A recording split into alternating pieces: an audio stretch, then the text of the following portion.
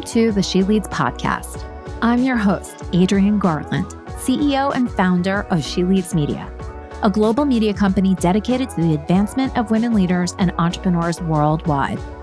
I'm also an adjunct professor at NYU and Rice University, where I teach on the topic of entrepreneurship. I'm a mom to two wonderful young men and married to my best friend from college. Join me each week as I dive into raw conversations with remarkable, uncompromising, and inspirational women entrepreneurs and leaders. My hope is that these conversations and their advice will encourage you to put yourself out there and gain the visibility that you and all women deserve. We're all about stripping away the sugar-coated conversations and moving boldly in the direction of our magnificent dreams. For far too long, women have been conditioned to soften their words, modify their actions, and show up in the world to conform to outdated at best and harmful at worst cultural norms and ideals. Why? To keep those who are outside of the power structures from gaining power, prestige, wealth, and influence. This has prevented women from being recognized and respected as the powerful leaders that we truly are. The She Leads podcast is here to shine the light on all the incredible women, to encourage us to show up, speak up, and showcase the amazing work we do.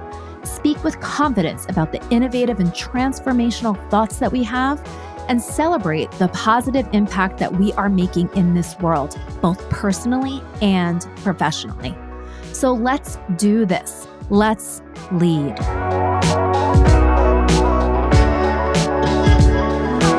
Hi, everybody, and welcome back to the She Leads podcast. Today's episode is brought to you by the She Leads Live 2024 conference. It's our 10th anniversary, and we are welcoming women entrepreneurs and leaders to New York City on October 18th and 19th. And if you haven't gotten your ticket, make sure to get it now. So I'm so excited to welcome my next guest. Her name is Melissa Wallace, and she's from the Fierce Foundry. She actually founded the Fierce Foundry. Melissa has more than 25 years of marketing experience across so many different areas, B2B, consumer, and the creative agency world. She's focused on pioneering technologies and entertainment. And in 2023, Melissa launched Fierce Foundry. It's the first ever FemTech Venture studio designed to reduce and equalize the deficit in funding for female founders. I cannot wait to dive in and learn more about what we can all do to bring more women into the investment ecosystem. Welcome to the She Leads podcast, Melissa. Well, thank you so much for having me. It's so exciting to be here. Oh, we have so much to cover. There is just so much to cover, right? So the She Leads podcast is super focused on helping women entrepreneurs to grow and scale their businesses. And lately, I've been talking about how important it is to get past that $1 million mark, because when you do that in your business, you start to free up some cash that you can really use to make a difference. So talk to me, first of all, about you. How did you get here, and how did you decide that you wanted to start this venture studio that was going to help women get the investment money that we deserve? Let's say. Yeah, very much deserve and need. I'm sure we'll dive into that.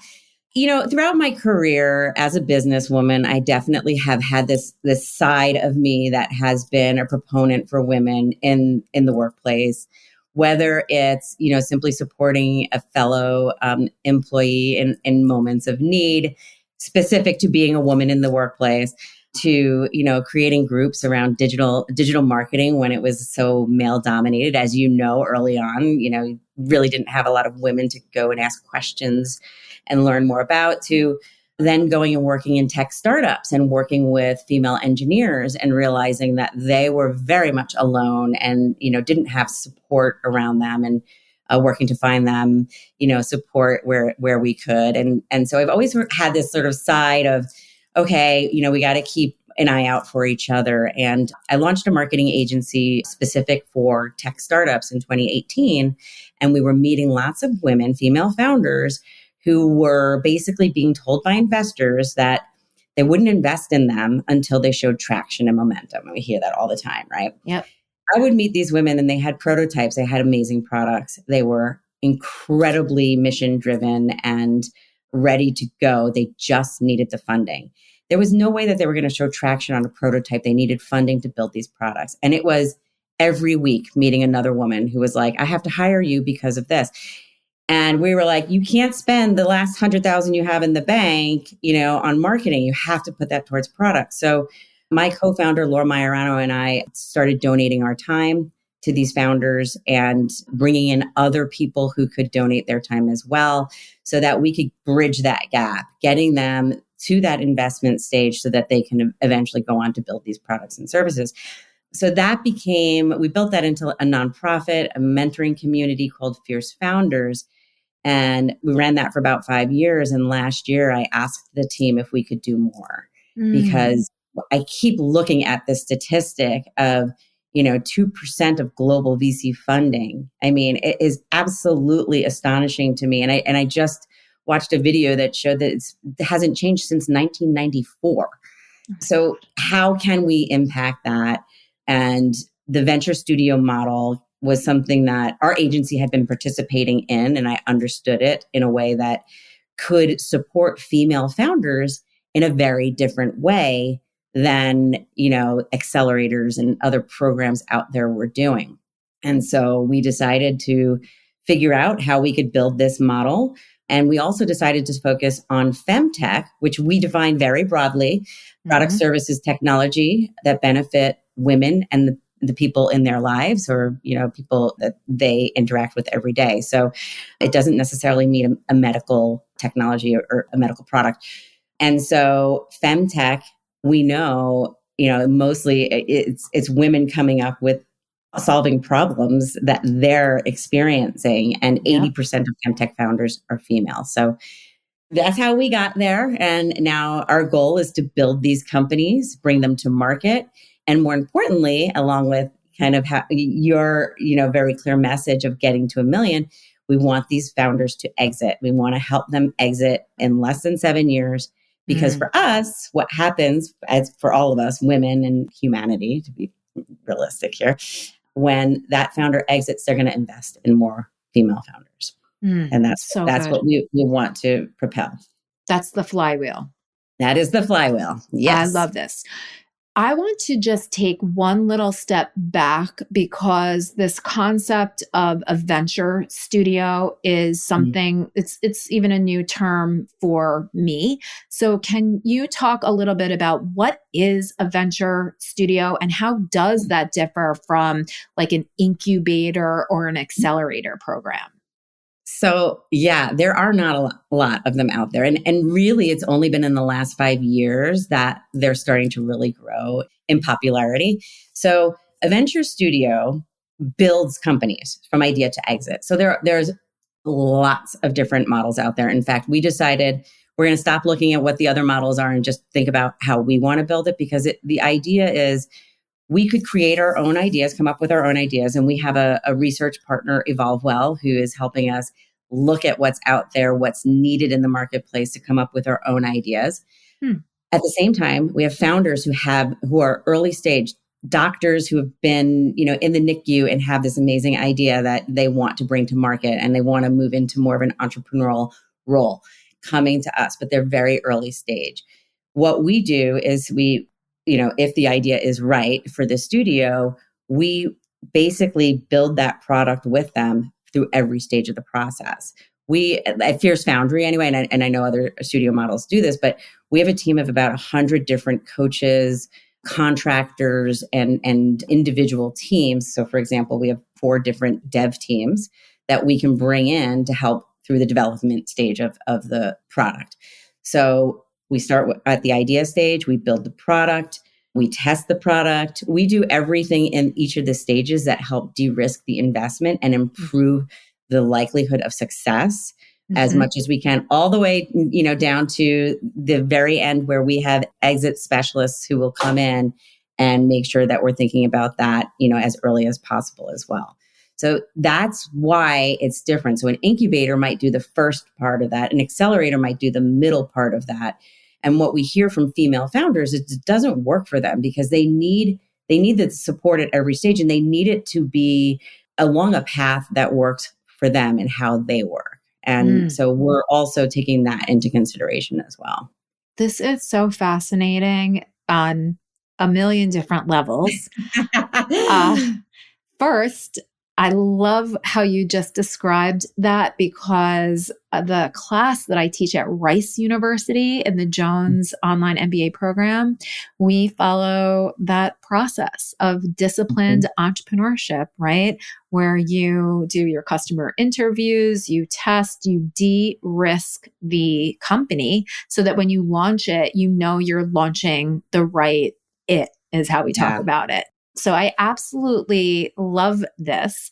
Also, the fact that, it's a full life cycle of support for these experts, that they might have the expertise in the subject matter, but they don't necessarily have the entrepreneurial or business expertise, which is what you're providing.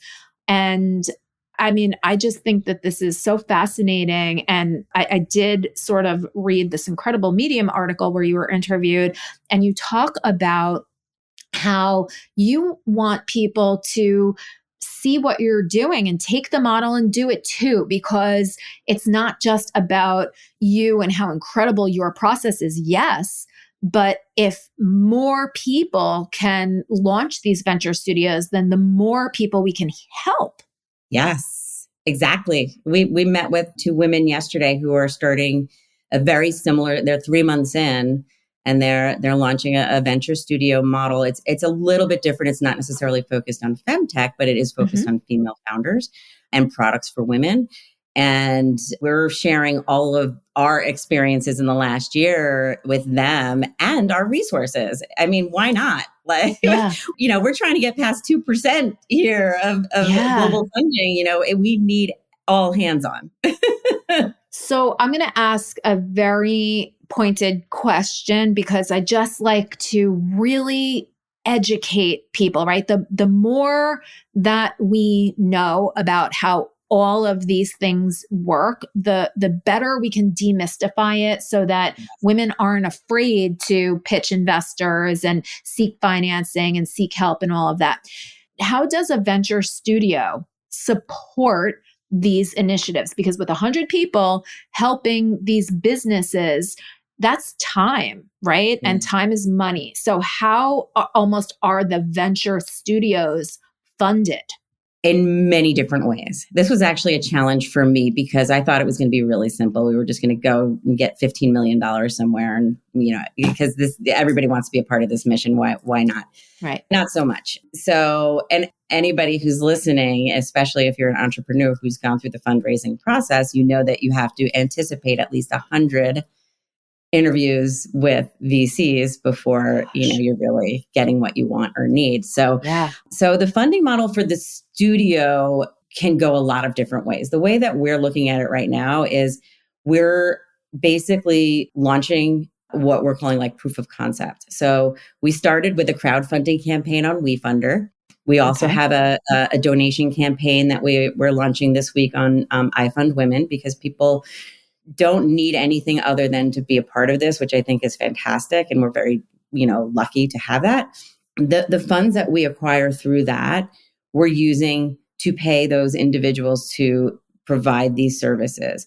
It's a combination of everything we just talked about, the services such as founder therapy, making sure that we're giving them added resources for learning. We're going to have an educational track that will be included in that. So, those are all elements that have to be taken into consideration as well, because again, it's all about the founder success, right?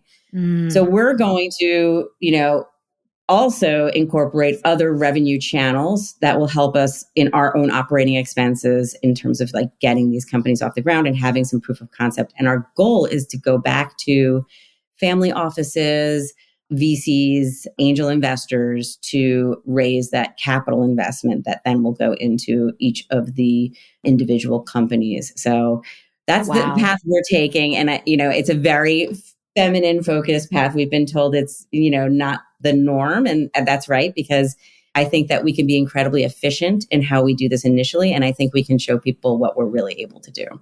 Yeah, it's almost meta, right? Where Yeah. you're you are helping people get that proof of concept, and you also are trying to get that proof of concept so you could go back to help it. And that's that flywheel that you talk about. It's absolutely fascinating and completely logical. The way that you have described it, I think it's very easy to understand. It's just something that maybe hasn't necessarily been done like that in the past. But isn't that what innovation is all about? Right? We don't want to be doing things, especially as women.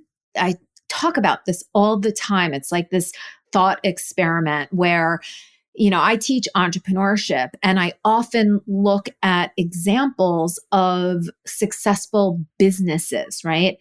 Then you look at how those businesses were started, and they're based very much on a male model. And so here we are as women following a pattern that is really not benefiting us. And it's almost part of the problem. If we're trying to launch a company in the same way that an all-male founding team has launched a company, we're probably not going to get the same results because we have completely different mindsets, experiences, all of it.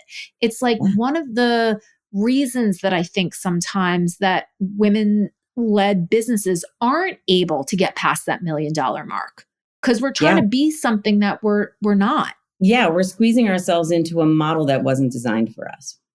Right. And you're trying to replicate that. I can remember, back in, the early days of my career, going out with the men at the company and, drinking bourbons and smoking cigars because I thought this is how business is done.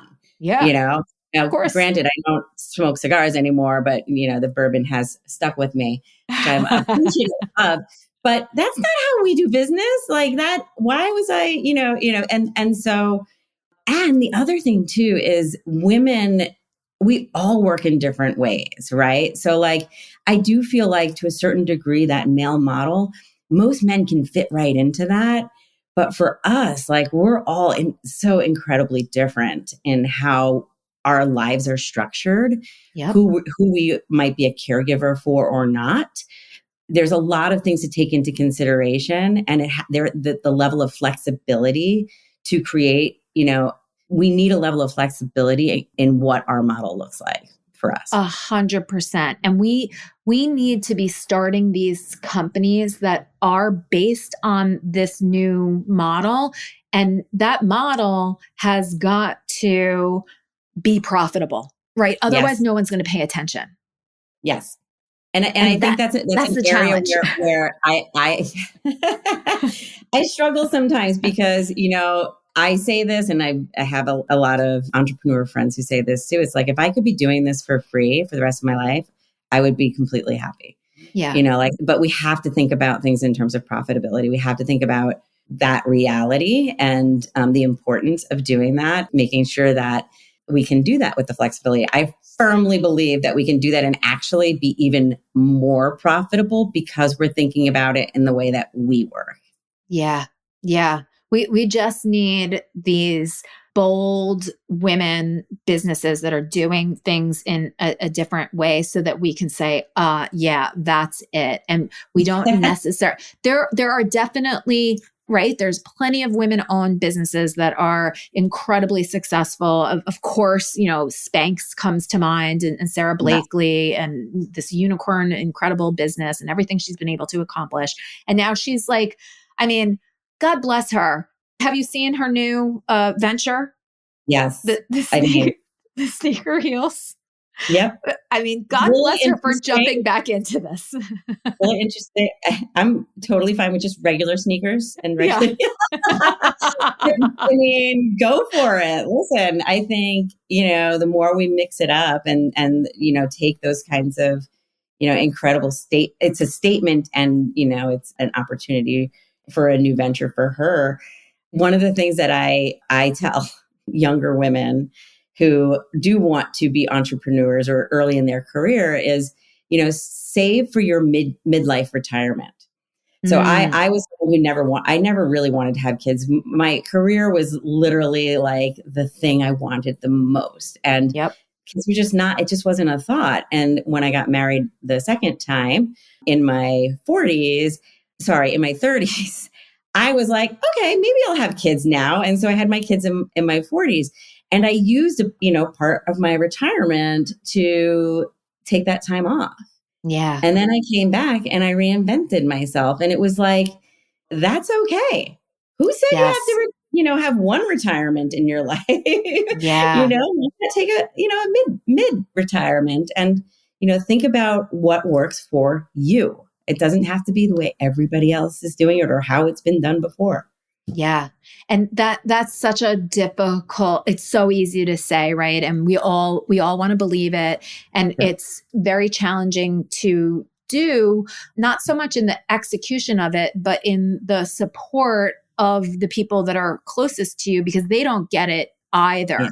But I love that advice about really saving for that mid part, because, whether you choose to have kids later, not at all, there does come a point, I feel I've seen in my own life and also in a lot of my friends and professional, circles, that there is always this period of almost like, pulling back before then moving forward. And someone described it as almost like pulling back the arrow so that you can shoot farther.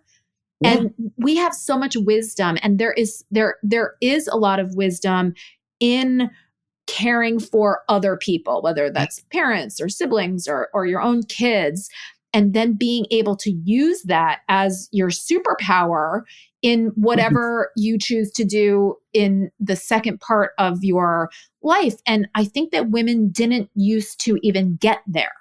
By the time that we were 40, we were like, washed up old hags. It's true. And a lot of that data came out right around, COVID and, the number of women who were just exiting the workforce and, just the lack of opportunity at the level that they were previously at, or lack of opportunity to do something new and different coming back from maternity, or being at that point, where you've hit the top.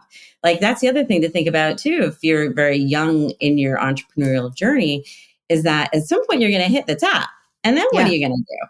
Right. So you got to know that at some point you're going to be reinventing or pivoting or something, and just prepare for that. And, know that that's going to be the next exciting phase. Yeah. And it's funny. I hadn't really thought about it until right now when we started talking about it, but it's very interesting to actually watch Sarah Blakely and what she's doing. And of course, I wish all of the success in the world, but in a way, it would be interesting to see that next venture is not as successful as Spanx, and see what she then does next. I mean, because she truly is someone who is incredibly resilient, and she's somebody that in a lot of ways, quote unquote, has it all, right? Successful business, incredible family. She has gazillion kids, and she's like, has a very positive spirit about her. She's incredible, actually. Yeah. Yeah, she's a unicorn on many levels, right? Like it's almost not, normal, right? It's not normal. Yeah, no, it's not normal. But at the same time, and I appreciate you saying that too, like, okay, maybe there's a little bit of a lesson to be learned in this next part of her journey, so that, we see what comes as a result of that, because that is the reality of, being a female entrepreneur, is that we go through these trials, and the challenges help us to come out with something even bigger and stronger. And that's the exciting part. I think, being resilient, like you said, the word resilient is so important. Like, you can't give up. You can't get down on yourself. I talk to a lot of women about this. Like, don't let yourself get, bogged down in the past.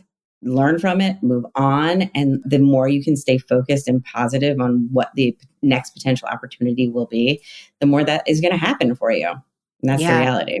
That's a very difficult mindset to have. And the fact when you said that before about, there's like this therapy component to what it is that you're doing, I just think that that is so incredibly brilliant because I feel like a broken record. I always say in my class,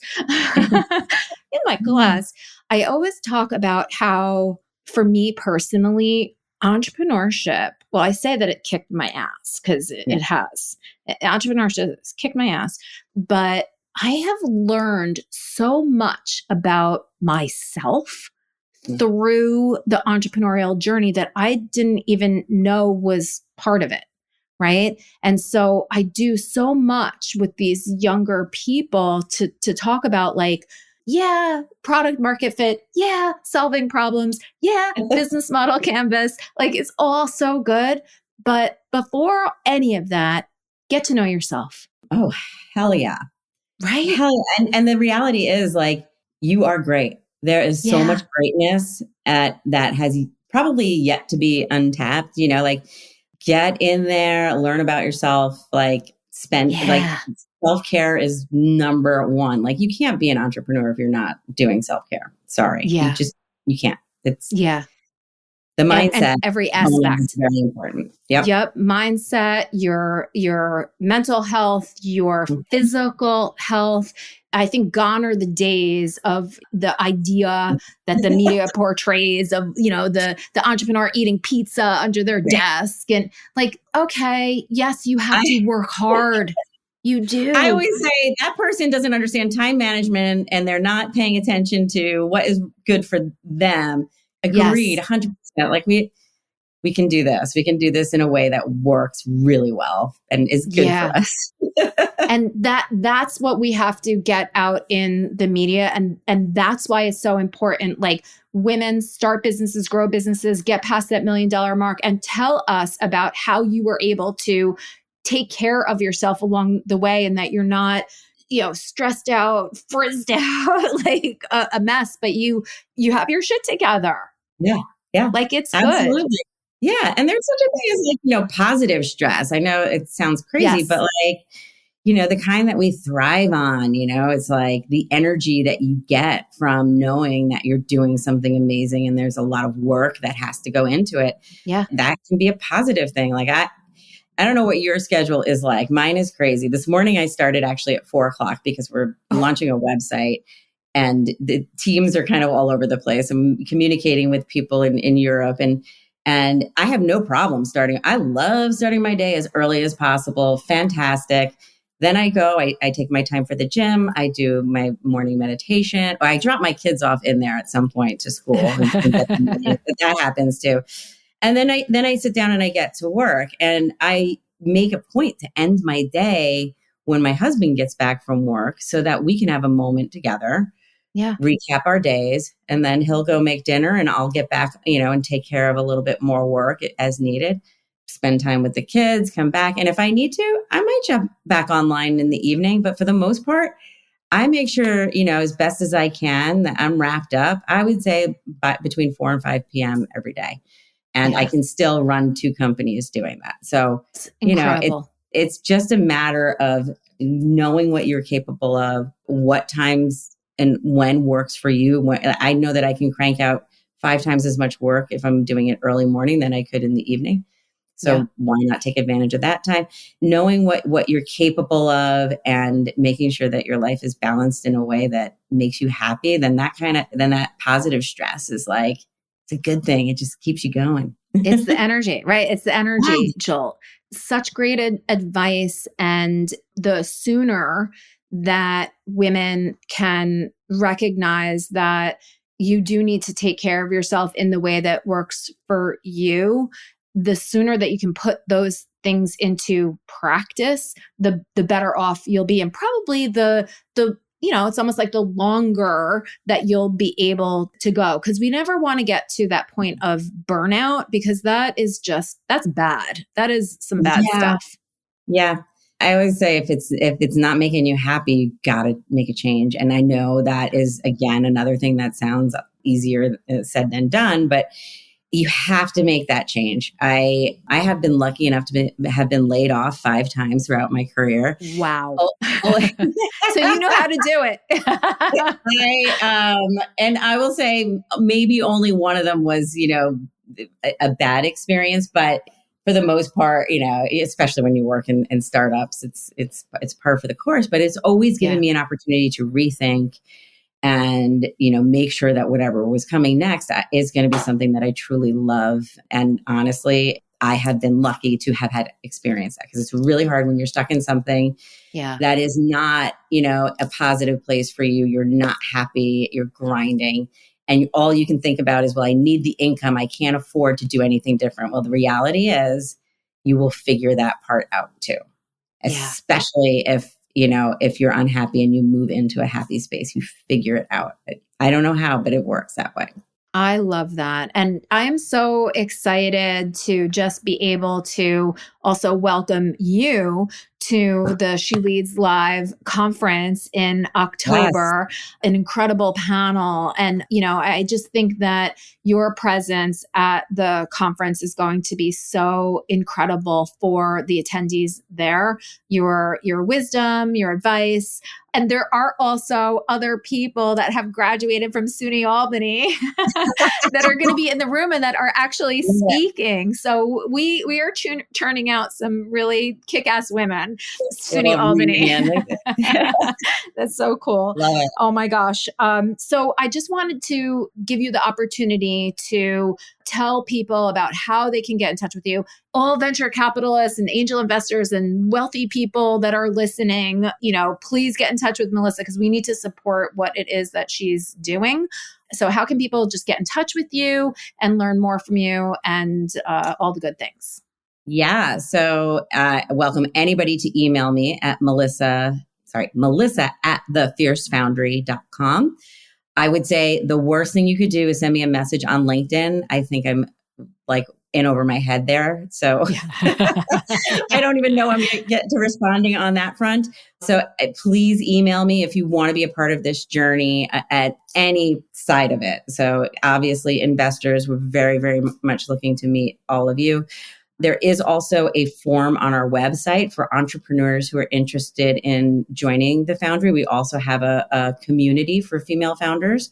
So if you go to our website, which is thefiercefoundry.com, you will find a form there that will allow you to provide us information, and we can either identify if it's an opportunity for a product to build or to bring you in as an entrepreneur and build one of the products that we're creating.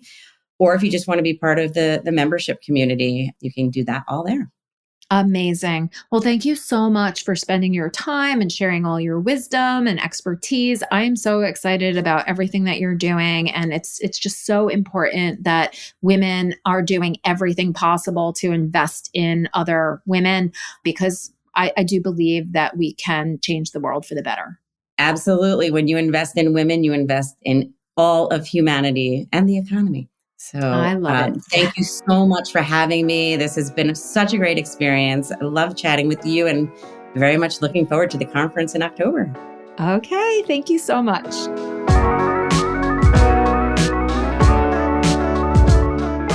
This and all of our episodes are brought to you by the She Leads Podcast Network, the podcast network for women, by women. Thanks so much for listening to the She Leads podcast. If you enjoyed this episode and you'd like to help support us, please share it with others, make a personalized post about what you took away on social media, and please leave us a rating and review on Apple Podcasts. This helps our guests and our show to continue to gain visibility and traction.